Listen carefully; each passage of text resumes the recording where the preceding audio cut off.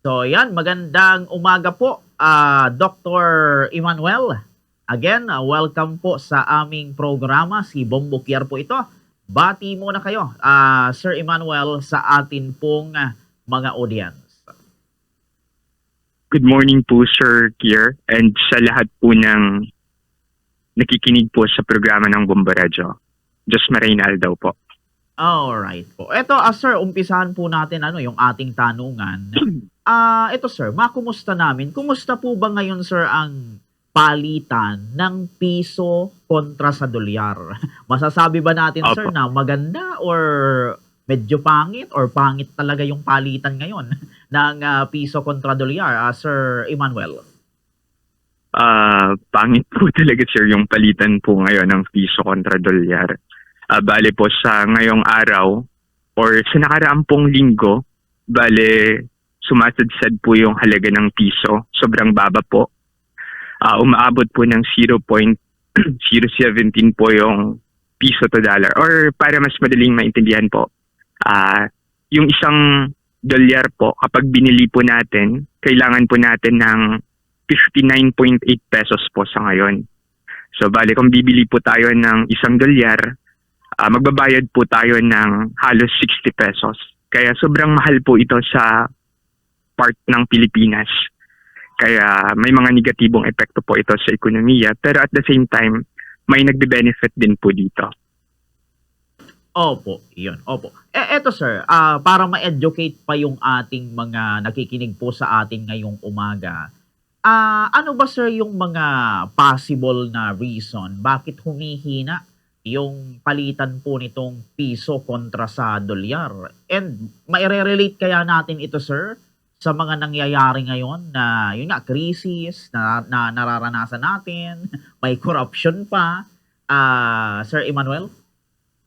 Opo, sir. Yung pangunahing rason po talaga bakit po bumaba po yung halaga ng peso ay dahil din po ito sa nangyayaring krisis ngayon sa Middle East na kung saan naapektuhan po tayo. Yung another reason po why bumababa po yung peso, may kinalaman din po ito, sir, sa USA. Kasi yung US po, parang may central bank din po sila, tinatawag po nating Federal Reserve. Yung Federal Reserve po ng US, nag-increase po sila ng interest rate. Sinabay po nila dito sa nangyayaring krisis sa Middle East.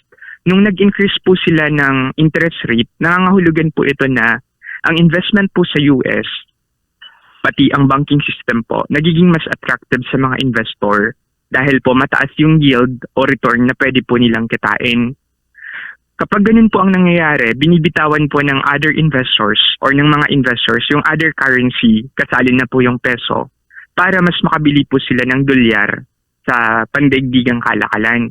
Kaya ang nangyayari po, dumarami yung supply ng other currency, kasali na po yung peso, at umuunti po or nagiging mas kaunti yung supply ng dolyar dahil nga po mas attractive ito sa investor.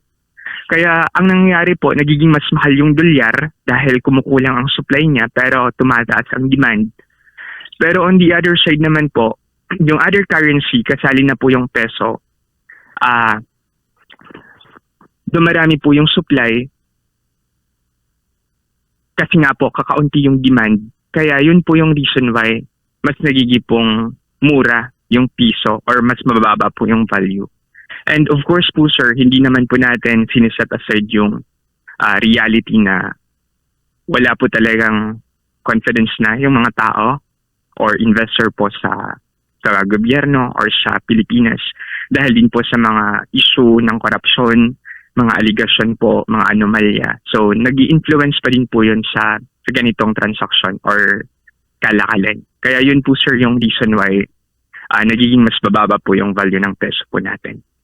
Opo, yun. Kapag ganito, Sir Emmanuel, na yun nga, bumababa yung palitan ng piso kontra dolyar, bumababa yung piso kontra sa dollar, ano ba ang nagiging parang impact nito, Sir Emmanuel, sa atin pong ekonomiya, lalo na po sa mga negosyo o sa mga negosyante sa sektor ng negosyo at mga mamamayan, Sir Emmanuel? Opo, sir. So para maging maayos po yung pag-unawa po natin, ipapaliwanag ko po ng balanse. Unahin ko muna po yung mga mabuting epekto, tapos yung mga masamang epekto po talaga. Sa mabuting epekto muna po tayo. Kapag mababa po yung peso, mataas yung dolyar, good po ito para sa mga exporters po natin. Yung mga nagtitrade po or nagtitinda ng mga produkto po natin sa labas ng bansa. Kasi po ang binabayad sa transaction ay dolyar. So let's say po exporter ka or nagtitinda ka po ng mga produkto sa labas ng bansa, mas mataas po yung kikitain mo kasi nga po mas mataas yung dolyar na ibabayad po sa'yo. Kaya nagiging po yung mga exporters po natin. Ang negative side po nito, dahil yung Pilipinas po, kakaunti lang po yung exporter, mas marami po yung importers. So sa importation po kasi, mas nagiging mahal kapag tayo po yung bumibili naman sa labas ng bansa. Kasi dollar din po ang binabayad natin.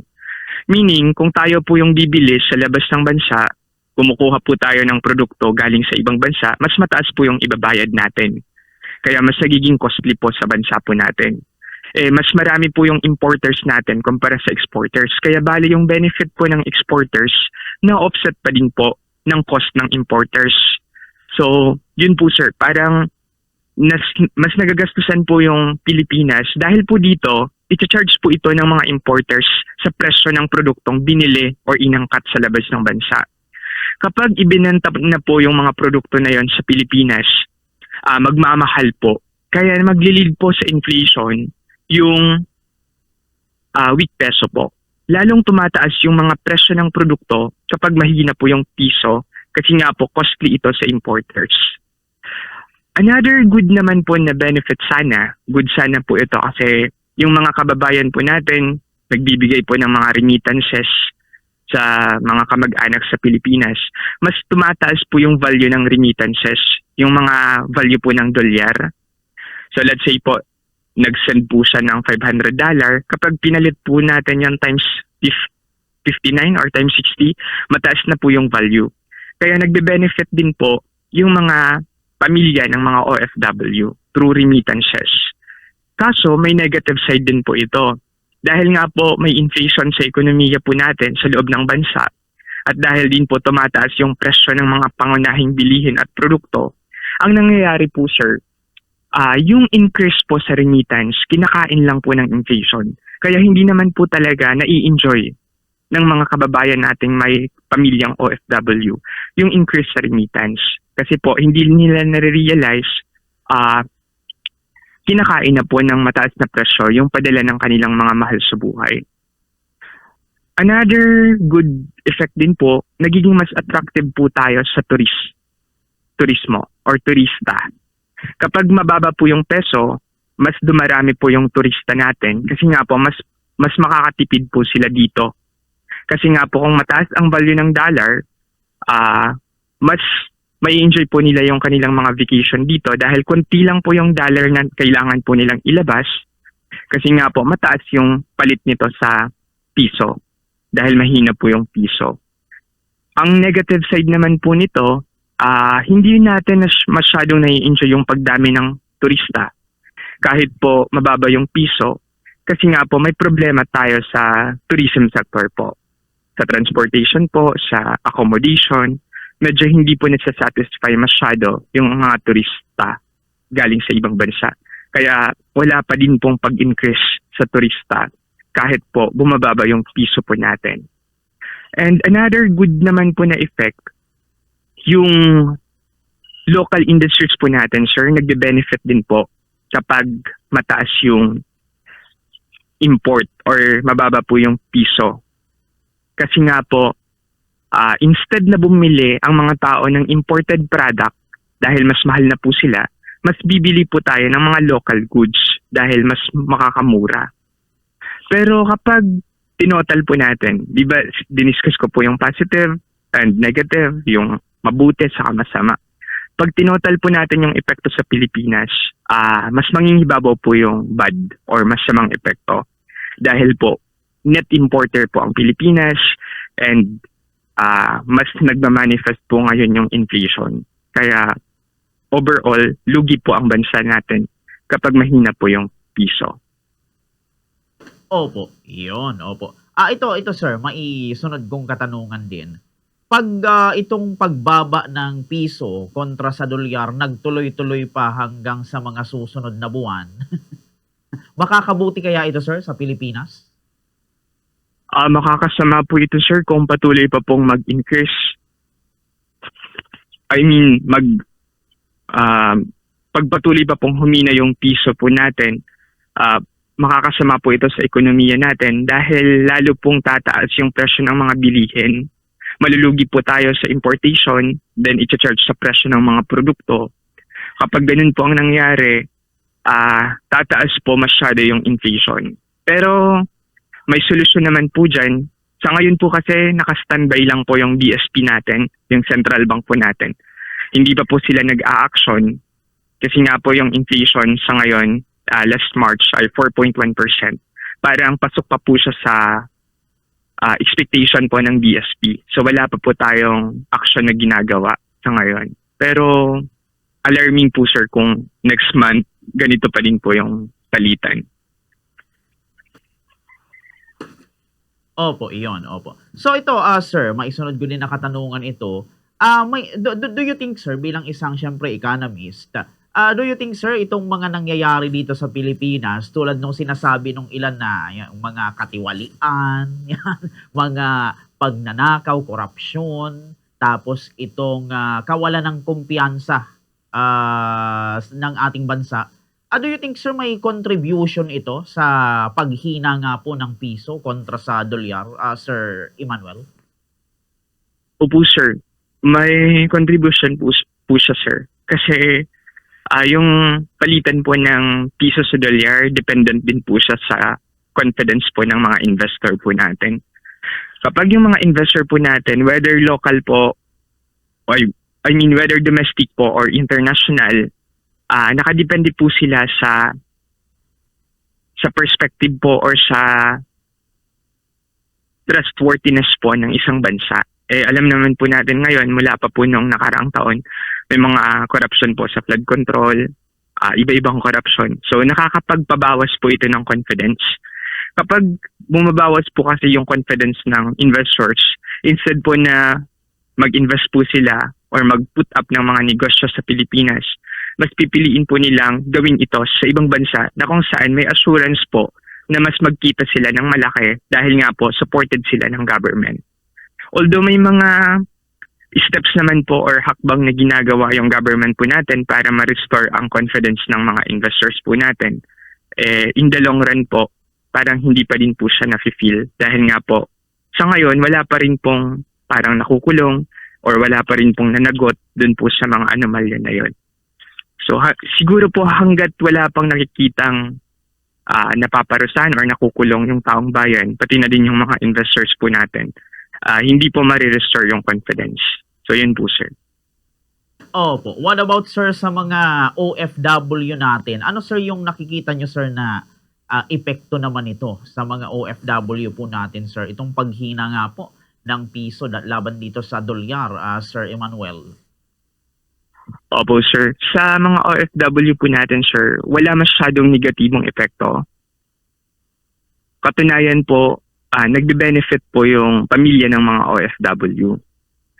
Kaso nga po, hindi rin po masyadong na-enjoy dahil nga po sa inflation sa loob ng Pilipinas.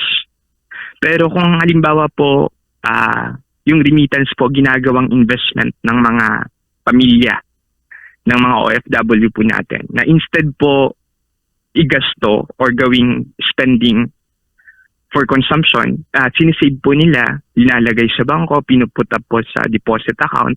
So kapag ganun po yung nangyari, sir, mai-enjoy po talaga ng pamilyang ng mga OFW po natin yung mataas po na value po ng dollar at yung mahinang piso. Kaya positive po ito sa part po nila. Hindi naman po kasi affected yung OFW po natin na nasa ibang bansa kasi yung currency po nila doon, hindi rin po directly affected ng piso. So yun po, sir. Opo, yun. Very well said, Sir Emmanuel. So ito, sir, para sa iyo, sir, ano ba yung parang maire-recommend natin, sir, na solution or parang ayun, alternatibong solusyon para sir tumaas pa yung ano, yung halaga nitong piso or lumakas po yung piso kontra dito sa dolyar, Sir Emmanuel? Opo, sir. Napakagandang katanungan po. Wala po, sir, na abrupt or parang action na kapag pinatupad natin ngayon ay magmamanifest po agad. So ang solusyon po dito ay step by step po or gradual. Unang-una po, kailangan po mag-invest ng Pilipinas sa exportation. Kasi ito lang po yung paraan para mapataas po yung value natin, value ng peso po natin sa hinaharap. Kailangan po mas marami yung export po natin kaysa sa import.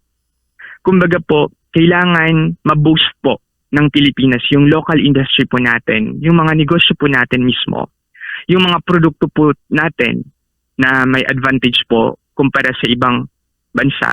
Para kapag ganun po ang nangyari, mas marami po tayong mailalabas na produkto sa Pilipinas.